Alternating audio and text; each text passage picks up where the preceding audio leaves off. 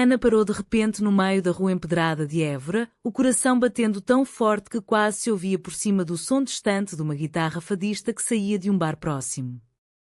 Inês estava à sua frente, os olhos castanhos arregalados, a boca entreaberta como se fosse dizer algo que mudaria tudo para sempre. Eu não aguento mais fingir, disse Inês, a voz trêmula, quase engolida pelo vento quente de julho. Ana, eu amo-te. Amo-te desde que éramos miúdas a correr atrás das cigarras nos campos de Monsaraz. Amo-te de uma forma que me dói no peito todos os dias. Ana sentiu o mundo girar. As palavras que esperara ouvir durante anos, palavras que sonhara, temera, reprimira, caíam agora como pedras pesadas sobre o seu coração já ferido. Deu um passo atrás, instintivamente. O medo, esse velho companheiro, apertou-lhe a garganta. Inês, não podes dizer isso. Não aqui. Não agora. A voz saiu rouca, quase um sussurro. A minha família, a tua família, toda a gente vai. Vai o quê? Inês aproximou-se, os olhos marejados mas firmes. Vai falar? Vai apontar? Vai deixar de nos convidar para Natal? Ana, eu já não consigo respirar dentro deste armário que construímos juntas sem querer. Ana virou o rosto. As luzes das lanternas das arcadas da Praça do Giraldo refletiam-se nas lágrimas que ela tentava esconder. Quantas vezes imaginara este momento? Quantas noites passara acordada a ouvir o marulhar dos sobreiros lá fora, perguntando-se se algum dia teria coragem de tocar na mão de Inês sem disfarçar com um "é só amizade"? Elas tinham crescido juntas em Monsaraz, uma pequena aldeia alentejana onde todos conheciam desde o berço. Filhas de famílias tradicionais, a de Ana, dona de uma herdade de oliveiras, a de Inês, de uma adega familiar, eram inseparáveis desde a escola primária. Partilhavam segredos, bicicletas, gelados de limão nas tardes quentes, noites de São João com fogueiras e sardinha assada. Mas havia sempre algo mais, um olhar que durava demais, um toque que demorava a soltar-se, um silêncio carregado que nenhuma ousava nomear. Quando Ana foi para Lisboa estudar arquitetura, prometeu a si mesma que a distância curaria aquele sentimento proibido. Mas não curou. Pelo contrário, as mensagens diárias, as chamadas longas à noite, as férias em que voltava e encontrava Inês mais bonita cada ano, só aprofundavam o vazio. Inês ficara no Alentejo, a ajudar na adega dos pais, a aprender a arte do vinho com o avô. Tornara-se uma mulher forte, de pele morena pelo sol, mãos calejadas de trabalhar a terra, mas com uma delicadeza nos gestos que desmentia a dureza da vida rural. Agora, aos 28 anos, estavam de volta a Évora para o casamento de uma prima comum. 3 dias juntas num quarto partilhado na casa da avó de Ana. 3 noites em que o silêncio entre camas de solteiro se tornara insuportável. Na noite anterior, depois de demasiados copos de vinho tinto alentejano, Inês chorara no ombro de Ana, falando da solidão, do medo de nunca encontrar alguém que entendesse verdadeiramente. Ana abraçara-a com força demais, sentira o coração dela bater contra o seu e quase, beijar a testa dela. Mas recuara. Como sempre. E agora isto. Eu também te amo, confessou Ana finalmente, a voz tão baixa que mal se ouvia. Mas tenho medo, Inês. Medo do que vai acontecer se alguém souber. Inês estendeu a mão, tocou-lhe no rosto com uma ternura que fez Ana fechar os olhos. Então vamos ter medo juntas, murmurou Inês. Mas pelo menos vamos ter-nos uma à outra de verdade. Ana pegou na mão dela, entrelaçou os dedos. Pela primeira vez em anos, sentiu que respirava fundo. Mas no fundo do peito, uma voz antiga sussurrava: isto não vai acabar bem. Na manhã seguinte, o sol entrava pelas persianas da casa antiga no centro histórico de Évora, desenhando riscas douradas no chão de madeira. Ana acordou com o cheiro de café e pão fresco que a avó Maria preparava lá embaixo. Inês ainda dormia na cama ao lado, o cabelo espalhado na almofada, a respiração calma. Ana observou-a longamente. Como era possível alguém ser tão linda sem esforço? Como era possível que, depois de tantos anos reprimindo, o simples facto de olhar para ela agora lhe provocasse um aperto doce no peito? Levantou-se devagar, vestiu um vestido leve de algodão e desceu. A avó, mulher de 70 e muitos anos, viúva há 2 décadas, estava na cozinha a cantarolar um fado antigo enquanto cortava tomate para o pequeno almoço. Bom dia, minha neta, disse Maria, beijando-a na testa. Dormiste bem? A Inês ainda está a ressonar? Ana sorriu, nervosa. Está, avó. Deixa-a descansar. Maria olhou-a com aqueles olhos perspicazes que sempre viam mais do que diziam. Vocês as duas sempre tão juntas. Parece que o tempo não vos separa. Ana sentiu o rosto corar. Somos amigas desde pequenas, avó. Amigas, repetiu Maria, com um tom que não era exatamente de dúvida, mas também não de total aceitação. No meu tempo, amigas não dormiam no mesmo quarto depois dos 20 anos. Mas os tempos mudam. Ana engoliu em seco. A avó era católica praticante, ia à missa todos os domingos, mas também era uma mulher que perdera um filho para a imigração e outro para o mar. Sabia o que era perder. O dia passou num turbilhão de preparativos para o casamento. As duas ajudaram a decorar a igreja de São Francisco, penduraram flores brancas nas bancadas, riram com as primas mais novas. Mas havia uma tensão nova entre elas, toques acidentais que já não eram acidentais, olhares que se prolongavam. À tarde, fugiram para o jardim público. Sentaram-se num banco debaixo de uma árvore enorme, partilharam uma garrafa de água fresca. Ontem à noite foi real? Perguntou Inês, baixinho. Ana assentiu. Foi? E assustador. Inês sorriu, triste. Eu sei. A minha mãe já me perguntou várias vezes por que não namoro com ninguém. Diz que aos 28 já devia ter um noivo sério. O meu pai quer netos. Ana sentiu o peso familiar cair sobre os ombros. O pai, homem duro, tradicional, orgulhoso da herdade que passara de geração em geração. A mãe, devota, sempre a falar em casar bem. O irmão mais velho já casado, com 2 filhos. Vamos devagar, disse Ana. Passo a passo. Inês encostou a cabeça no ombro dela. Devagar, então. Mas o devagar durou pouco. Na noite do casamento, depois da cerimónia emocionante e do jantar animado com muita dança e vinho, alguém, uma prima bêbada, viu-as sair de mãos dadas para o jardim da quinta. No dia seguinte, o boato já corria. A notícia espalhou-se como fogo em palha seca. Na pequena comunidade alentejana, onde todos eram primos de alguém, não demorou para chegar aos pais de ambas. Ana recebeu a primeira chamada do pai enquanto tomava café na esplanada da Praça do Giraldo com Inês. Ana Margarida, a voz dele era fria como pedra. É verdade o que me contaram? Que andas de mãos dadas com a Inês como se fossem namoradas? Ana gelou. Inês, ao lado, percebeu imediatamente e apertou-lhe a mão por baixo da mesa. Pai nós. Não me envergonhes, filha.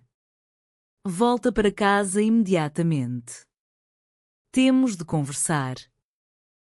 Desligou. Inês tinha os olhos cheios de lágrimas. A minha mãe também ligou. Disse que está desiludida. Que sempre me viu como uma filha normal. A palavra normal cortou como faca. Ana sentiu a raiva subir.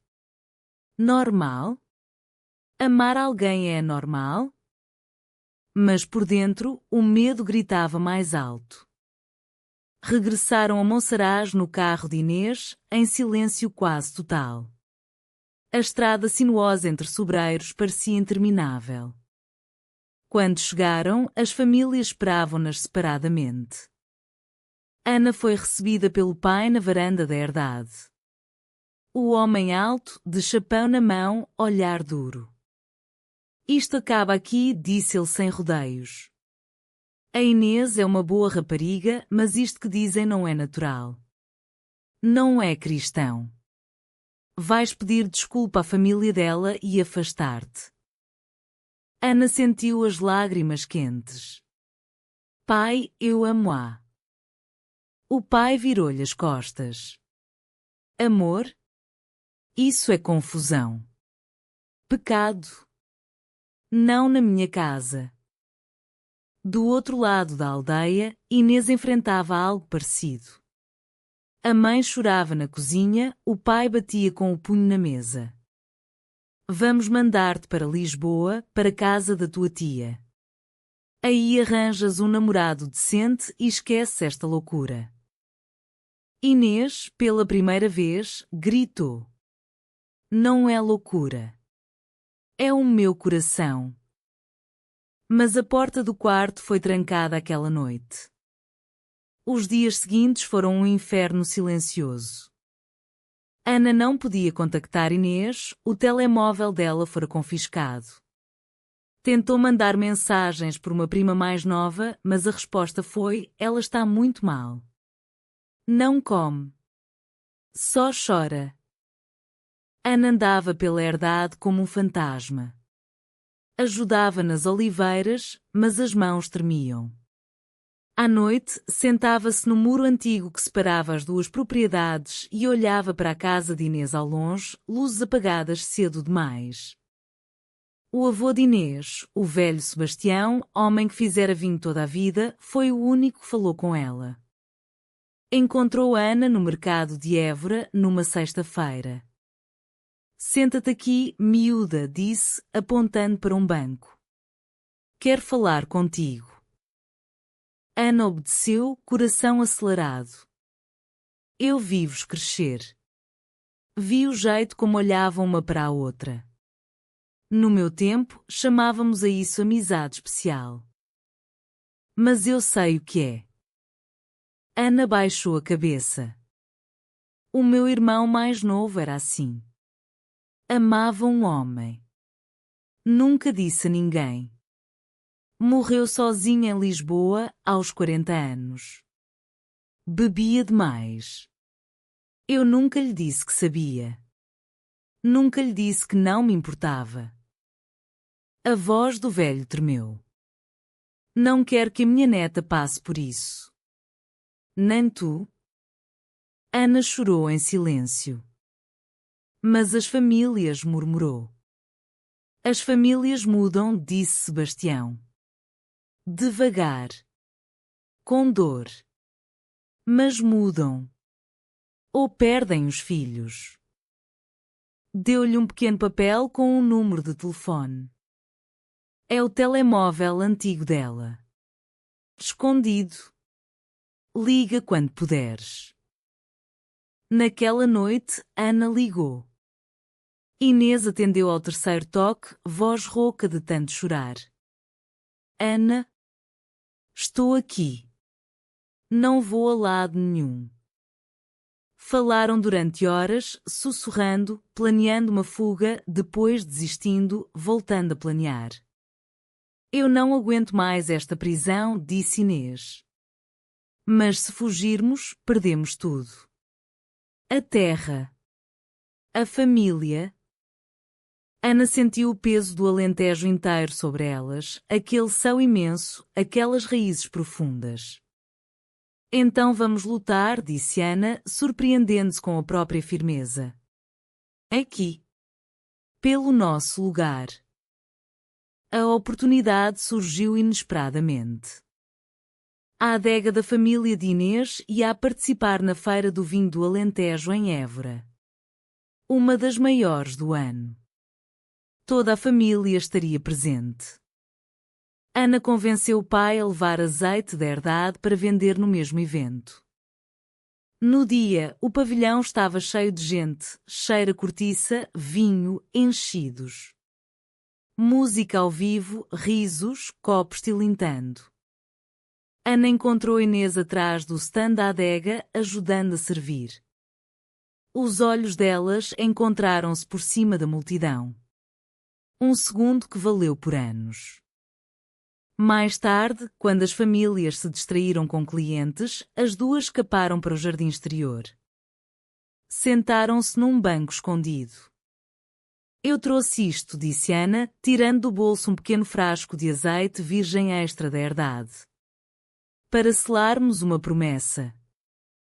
Inês sorriu pela primeira vez em semanas. Que promessa? Que vamos enfrentar isto juntas.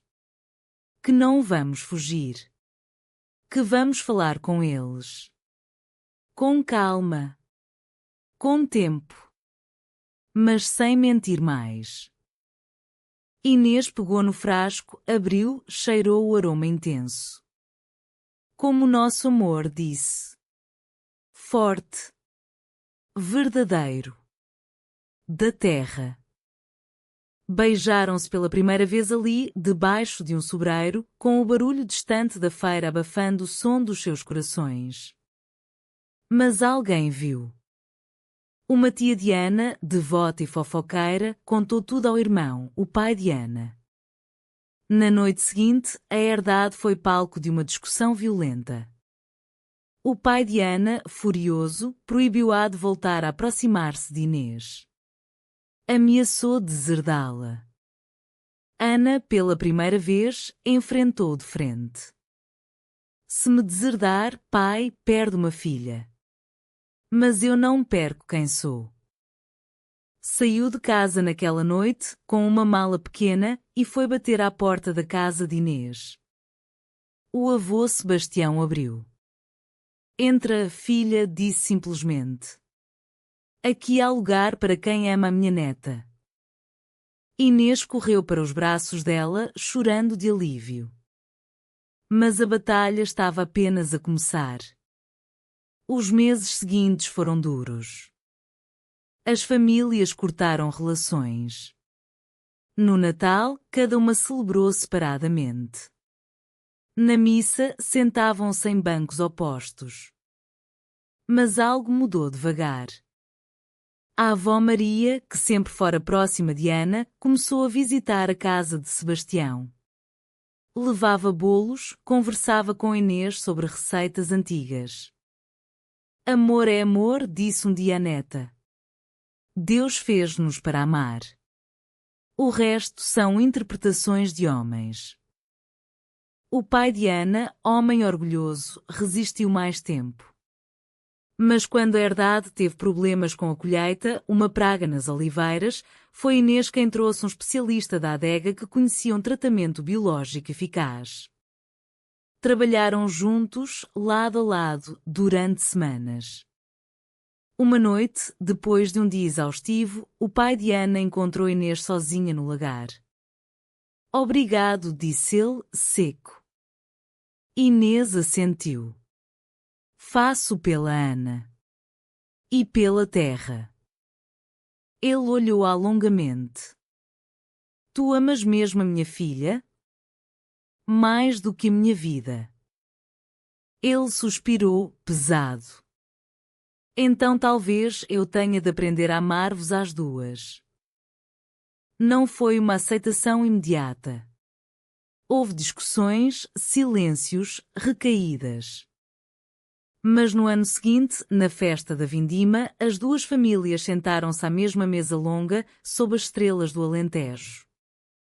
O pai de Ana ergueu o copo. À saúde das minhas filhas, disse, voz embargada.